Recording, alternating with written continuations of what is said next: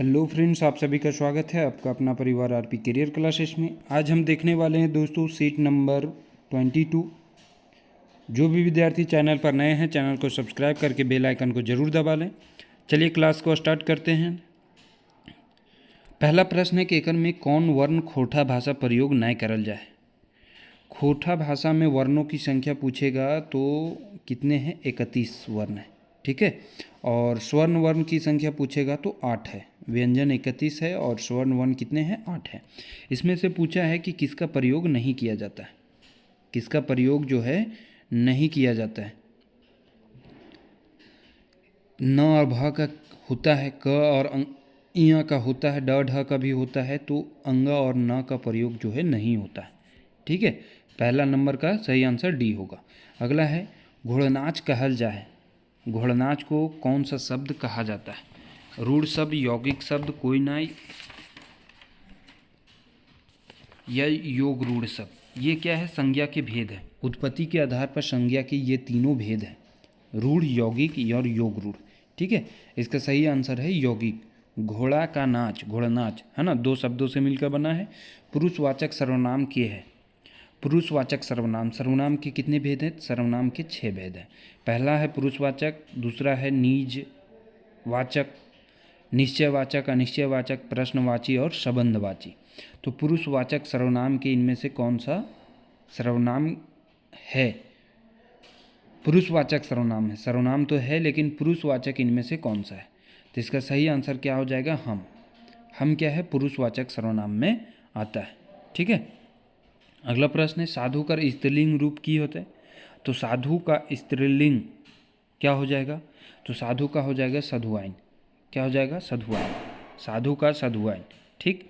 अगला प्रश्न है खोटे एक वचन से बहुवचन बनवे खातिर कौन प्रत्यय के लगवल जाए। प्रत्यय जो शब्द के अंत में जुड़ता है, ठीक है।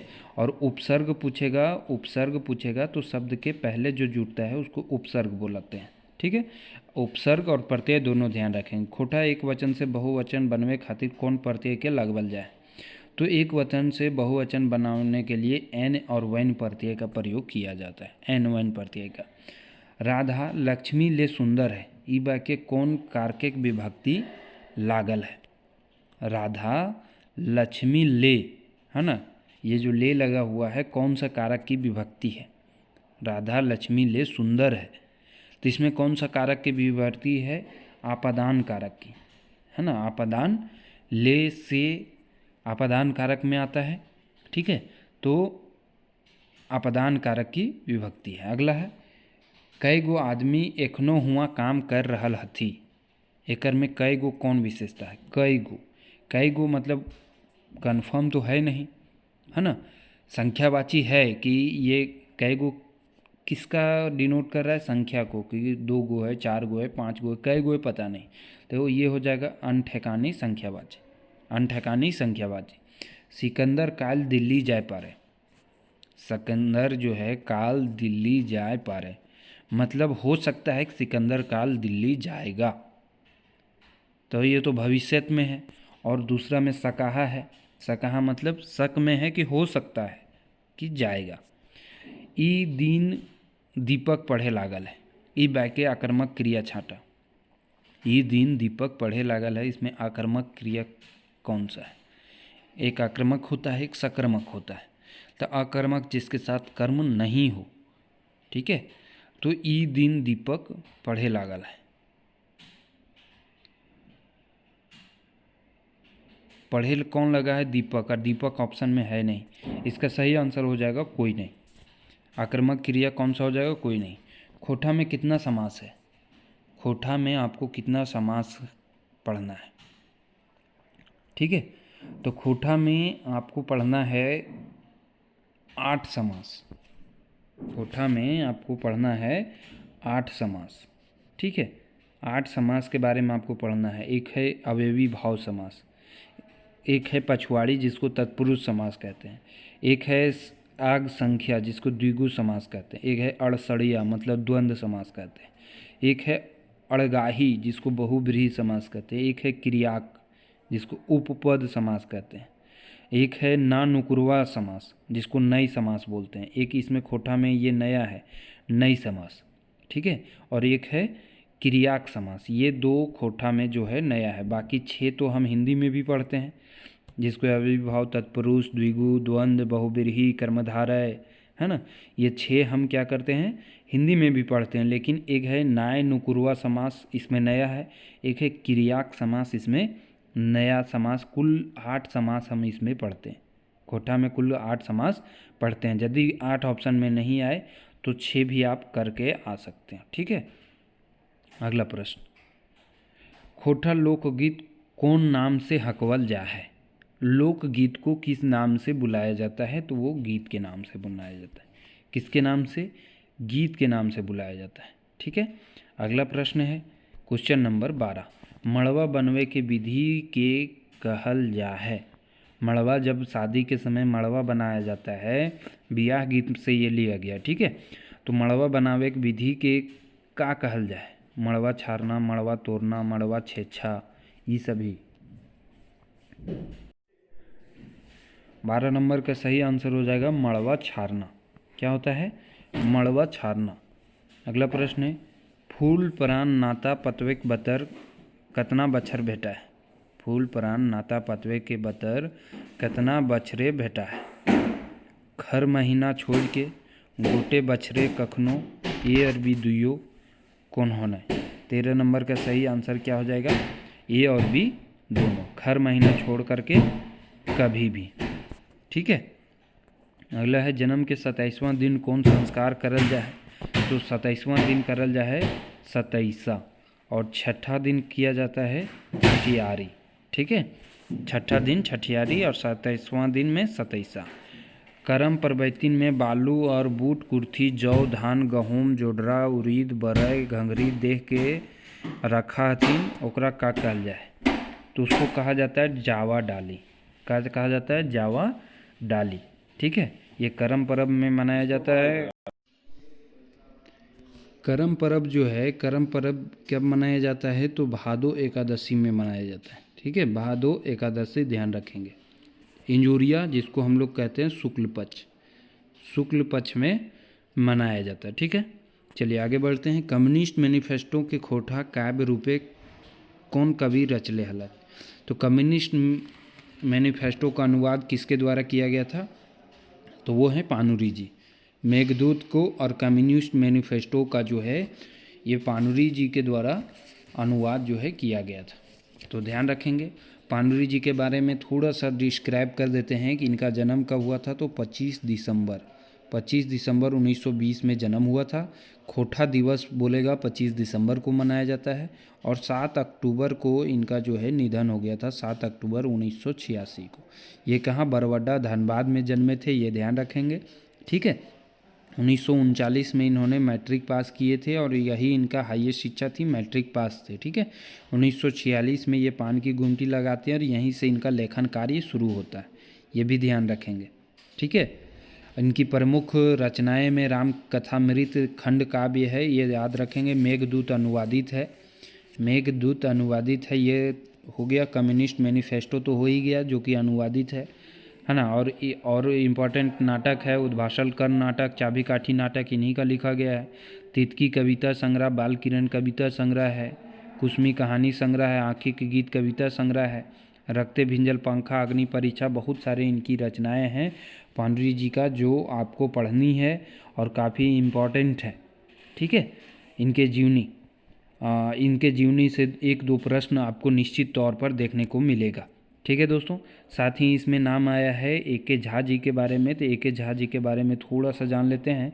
अजीत कुमार झा इनका पूरा नाम है। 20 जून 1939 ईस्वी में इनका जन्म हुआ है और 2013 में इनका हो गया है निधन, है ना। इनका उपनाम है झारपात, वेदरवाइज, मौसम वैज्ञानिक, ये सब इनका ए.के. झा जी का उपनाम है, ध्यान रखेंगे। और सबसे इम्पोर्टेंट इनकी जो रचना है गद्यपद संग्रह ए.के. झा के लिखा गया है। खोठा काठे पैदे खड़ी, खोठा काठे गैदे खड़ी, निबंध संग्रह, कहानी संग्रह भी इन्हीं का लिखा गया है। और सबसे इम्पोर्टेंट है जो कई बार एग्जाम में पूछता है, सैर सरगट उपन्यास है। एक उपन्यास किसके द्वारा लिखा गया है, या आपसे पूछेगा सैर सरगट किस विधा की रचना है, तो ये क्या है, उपन्यास है। किसके द्वारा लिखा गया है, तो ए.के. झा जी के द्वारा लिखा गया। बहुत ही इंपॉर्टेंट उपन्यास है सैर सरगट, बार बार इसलिए बताते हैं ताकि आपको ध्यान में रहे। जैर भाई के एक हाड़ी आपन आपन भात रांधव, ई पंगत के की भावग है। जहर भाई के एक हाड़ी, जहर ने जौर भाई के होगा, जौर भाई के एक हाड़ी आपन आपन भात रांधव, ई पंगत के की भाव है। इस पंक्ति का क्या भाव है। सभिन जौर होके रहता, सभिन जौर भाई के भात रांधता, ये भी दोनों। इसका भाव है कि सभी जौर, जहर नहीं होगा यहाँ, जौर होके, जौर मतलब होता है जमा होकर के, जमा होकर के सभी जो है मिलजुल करके चलेगा, वही है जौर होकर के अपन अपन भात रांधव। जय जवान जय किसान कविता के कवि महेश गोलावर जी किसान और जवान के काहे जय जय करो हलथिन। किसान और जवान को किस लिए जय जय किए, क्योंकि किसान का और जवान का हमारे देश में सबसे बड़ा योगदान है, तो किसान और जवान का ये इन्होंने बताया है। जैसे खींचे जवान और किसान कर महत्तम योगदान है, ठीक है। काहे कि दुइयो झारखंड वासी लागत, ये तो गलत हो जाएगा। कवि अपन राजनीतिक रोटी सेको है, ये भी गलत हो जाएगा। तो ऑप्शन नंबर ए इसका केवल सही होगा। अगला प्रश्न है, बोड़ बुजुर्ग के बौका ई पतय ब वर्ण का आकृति ने आवृत्ति भेल है, आकृति ने आवृत्ति भेल है, कौन अलंकार है। बड़ बोड़ बुजुर्ग है ना, तो इसमें ब जो है कई बार देखा गया है। तो यदि कोई अक्षर कई बार हो, जैसे पिछला वीडियो में भी हम देखे थे, तो जैसे बेर बेर रहेगा तो बेर बेर दो बार है तो अमक अलंकार में चला जाएगा, और यदि ब दो बार है तो ये किस में चला जाएगा, अनुप्रास अलंकार में। बेर बेर यदि वर्ड जो है दो बार रहता है बेर बेर, तो ये अमक अलंकार में जाता है। यदि एक ही ध्वनि है ना, एक ही वर्ण का कई बार पुनरावृत्ति रहता है तो अनुप्रास अलंकार में जाता है, ठीक है। अगला है, खोठा घारक मुंधा खूटा उपन्यास ए.के. झा जी के देल हले। खोठा घारक मुंधा खूटा उपनाम, उपनाम खोठा घारक मुंधा खूट्य, ये महेंद्र नाथ गोस्वामी जी कहे थे। किसको कहे थे, ए.के. झा जी को, ए.के. झा जी को। झारपात वेदरवाज मौसम वैज्ञानिक, ये भी उपनाम है। और खोठा घारक मुंधा खूटा कहा था महेंद्र नाथ गोस्वामी ने, महेंद्र नाथ गोस्वामी ने, ठीक है। बी.एन. ओहदार जो जिनका हमें खोठा निबंध पढ़ना है, ये ध्यान रखेंगे। खोठा निबंध में दो चीज़ें आपको पढ़ना है, क्या क्या पढ़ना है, वो करम पर्व के बारे में और सरहुल पर्व के बारे में, ठीक है। बी.एन. ओहदार जी के बारे में, इनका जन्म जो है 1952 ईस्वी में हुआ है। कहाँ हुआ है, तो चेटर रामगढ़ में हुआ है, चेटर रामगढ़ में इनका जन्म हुआ है, ये ध्यान रखेंगे। विश्वनाथ दसौंधी राज एक बहुत बड़ा योगदान रखते हैं। विश्वनाथ दसौंधी राज उपनाम इनका पूछेगा तो राज इनका उपनाम है, ठीक है। उपनाम क्या है, विश्वनाथ दसौंधी जी का राज। और भटमुरना धनबाद में इनका जन्म हुआ है। कब हुआ है, तो 1943 में इनका जन्म हुआ था और 2009 में इनका निधन भी हो गया है, ये भी ध्यान रखेंगे। 2009 में निधन भी हो गया है, ठीक है। और साथ ही साथ इनकी उपन्यास, एक सबसे इम्पॉर्टेंट उपन्यास जो कई बार पूछा जाता है आपका, भग जोगनी। भग जोगनी उपन्यास किसके द्वारा लिखा गया है, तो विश्वनाथ दसौंधी राज। ए.के. झा जी का उपन्यास क्या बताए थे, सैर सरगट। और विश्वनाथ दसौंधी जी का उपन्यास बताए क्या, भगजोगनी उपन्यास। और एक और उपन्यास इनका है तेतरी उपन्यास। भगजोगनी और तेतरी उपन्यास वे विश्वनाथ दसौंधी राज का है। तितकी पत्रिका का संपादन इन्होंने किया था सबसे पहले, कब, 1977 ईस्वी में। तितकी पत्रिका का, है ना, तितकी पत्रिका का संपादन 1977 में इन्होंने किया था, ये ध्यान रखेंगे। ए.के. झा जी के द्वारा भी तितकी पत्रिका का संपादन किया गया था, ठीक है, 1983 ईस्वी में। यदि ए.के. झा पूछेगा कब किया गया है ए.के. झा द्वारा, तो 1983 ईस्वी में, ठीक है, चलिए आगे बढ़ते हैं। अगला प्रश्न है, कनकन से बनल शब्द कनकनी में कैसन परिवर्तन भेल है। कनकन से कनकनी बना है, इसमें कैसा परिवर्तन हुआ है? तो ये हो गया है विशेषण से भाववाचक हो गया है। कनकनी क्या होता है? भाववाचक। ई गीत केकर मांझे बातचीत देखल गेल है। तो ये गीत कौन सा है? तो आपको गीत के बारे में यहाँ से लाइन नहीं दिया है। गीत आपका है बोने पाकल सैया कोर। बोने पाकल सैया कोर जनी मर्द के बीच जो है संवाद को दर्शाया गया है। दीनमणि के द्वारा दीनमणि जी के द्वारा ये लिखा गया है, बोने पाकले सैया कोर। बोने पाकले सैया कोर दीनमणि जी का 1969 में जन्म हुआ है। ध्यान रखेंगे 13 सितंबर 1969, ठीक है, 13 सितंबर 1969 में दिनेश दीनमणि जी का जन्म होता है। ठीक, मरद जनी का संवाद। हमर शब्द लागे। हमर क्या है? हमर क्या है? एक वचन प्रथम पुरुष संबंध कारक रूप, बहुवचन प्रथम पुरुष संबंध कारक रूप, एक वचन प्रथम पुरुष कर्ता कारक रूप, बहुवचन प्रथम पुरुष कर्ता कारक रूप। तो इसका सही आंसर क्या हो जाएगा? ये तो संबंध कारक होगा, कर्ता कारक तो नहीं। हमर, हम यदि खुद रहते तो कर्ता कारक में जाता, संबंध कारक है। अब हमर क्या है? एक वचन है कि बहुवचन है? तो हमर क्या है? एक वचन है। हमरिन क्या हो जाएगा? बहुवचन हो जाएगा। ठीक है, अगला प्रश्न है, सुन गे सुन चिड़ैया हमर बड़ी दुख, सातों भाई बनीजे गेला, सातों भौजी बड़ी दुख देला। आव रे चरई चुनगी, ई कौन लोक कथा के पंक्ति लागे। ये कौन लोक कथा के पंक्ति है? तो 7 भाई एक बहन में ये दर्शाया गया है। 7 भाई एक बहन में सुगा नाम रहता है उसकी बहन का। ठीक है, धनक धदेनी और 7 भाई एक बहन किसके द्वारा लिखा गया है? तो शांति भारत के द्वारा। ये बार बार रटवा रहे हैं ताकि आपको याद हो जाए। ठीक है, 6 अप्रैल 1965। एग्जाम में देखिएगा हो बहू आपको क्वेश्चन नहीं मिले तो बताइएगा। ठीक है, 6 अप्रैल 1965 में इनका जन्म हुआ था, ये भी ध्यान रखेंगे। और एक और शांति भारत क्या पढ़ना है? सोहान लागे रे। सोहान लागे रे जो शिष्ट गीत पढ़ना है वो शांति भारत द्वारा ही लिखा गया है। ठीक है, गोहाइल पर्व का चर्चा हुआ है। गोहाइल पर्व किसके द्वारा लिखा गया है? तो झा जी के द्वारा, एक के झा जी के द्वारा।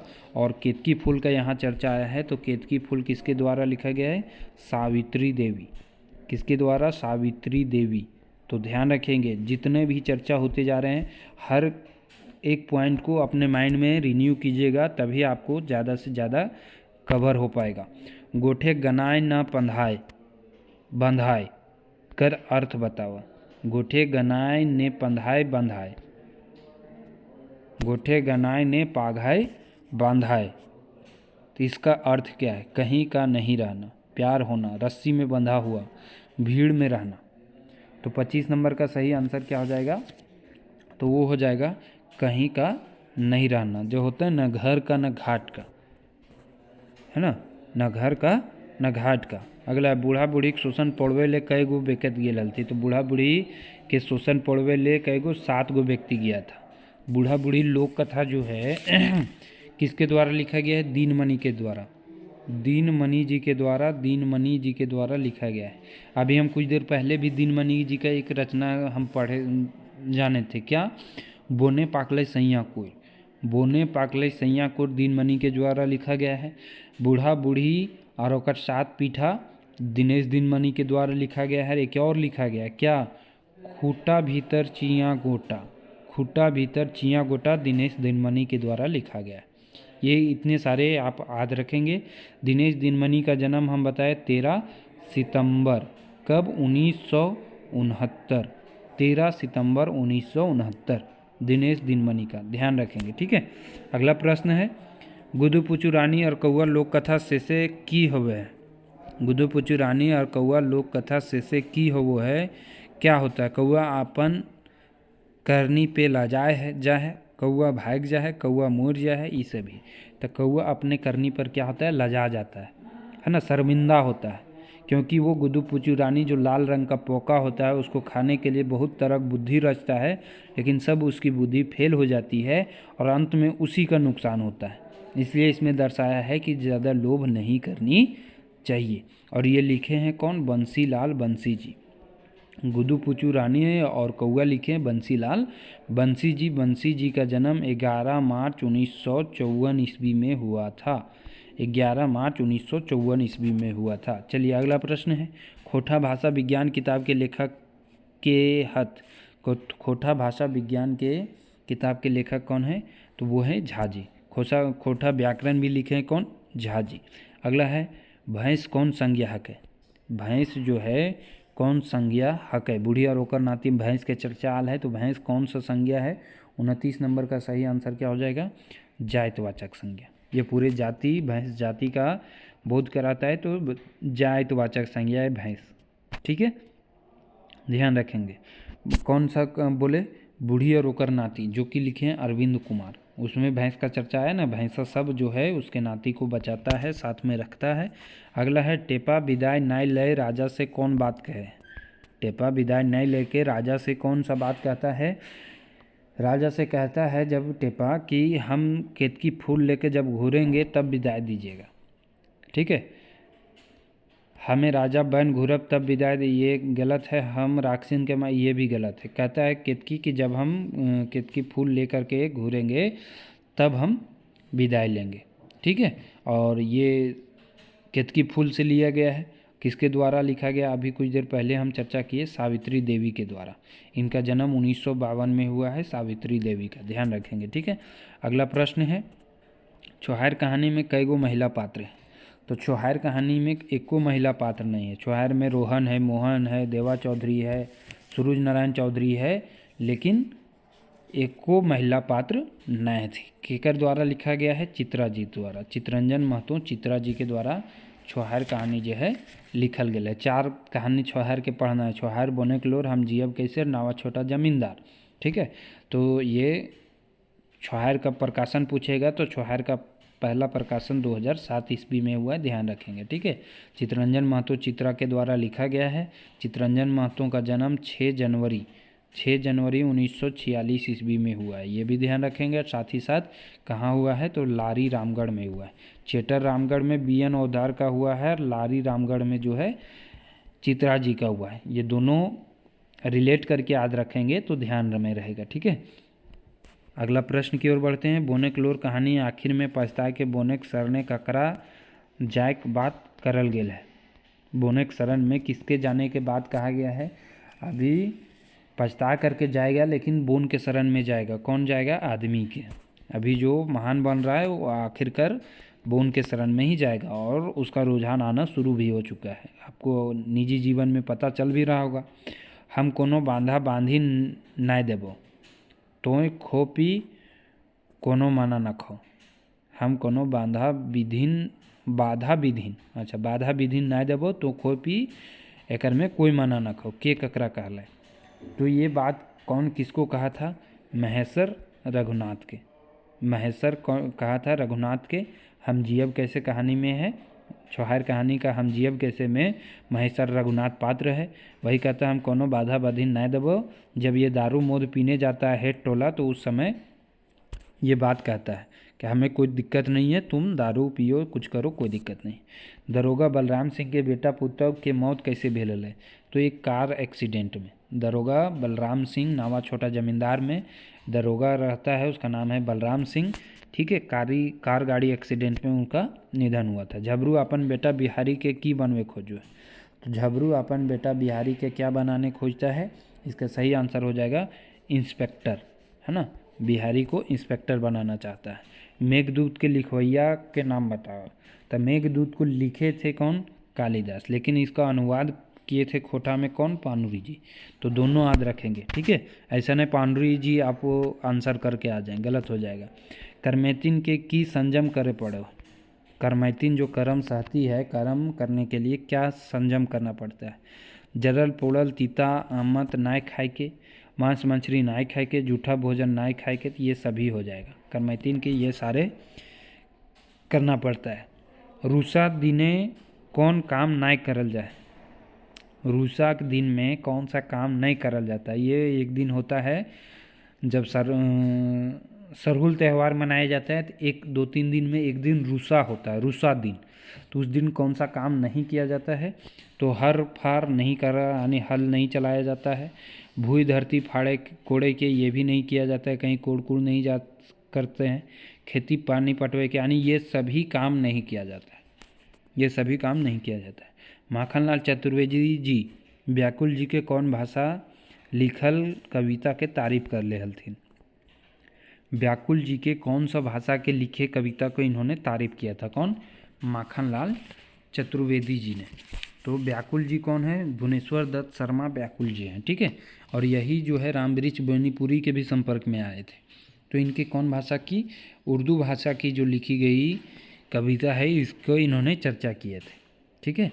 उर्दू भाषा कौन सा जिनका इनका जो है जला दिए थे तरान, ये व्याकुल है ना, जो रचना है जो अंग्रेज़ों द्वारा जला दिया गया था, ये ध्यान रखेंगे। पानरी जी खोजे 3 दिन केकर लिखल यात्रा वृत्तांत लागे। पानरी जी खोजे 3 दिन, ये किसका लिखा यात्रा वृत्तांत है? तब पानरी जी खोजे 3 दिन, ये प्रदीप कुमार दीपक का लिखा हुआ है। किसका लिखा हुआ है? प्रदीप कुमार दीपक। और प्रदीप कुमार दीपक का एक और चीज़ क्या पढ़ना है हमें? मिल के रहिहा शिष्ट गीत जो पढ़ना है वो प्रदीप कुमार दीपक का ही पढ़ना है, ठीक है। शांति भारत का तो बता दिए, सुहान लागे रे, और 7 भाई 1 बहन धन एक धदैनी, शांति भारत का पढ़ना है। अरविंद कुमार का पूछेगा तो अरविंद कुमार का भी हम चर्चा कर चुके हैं, बूढ़ी और ओकर नाती अरविंद कुमार का पढ़ना है। तो इस तरह से ये आपका 40 प्रश्नों का यह सेट समाप्त हुआ। ये वीडियो आपको कैसा लगा आप सभी ज़रूर कमेंट करके हमें बताएं, ठीक है दोस्तों।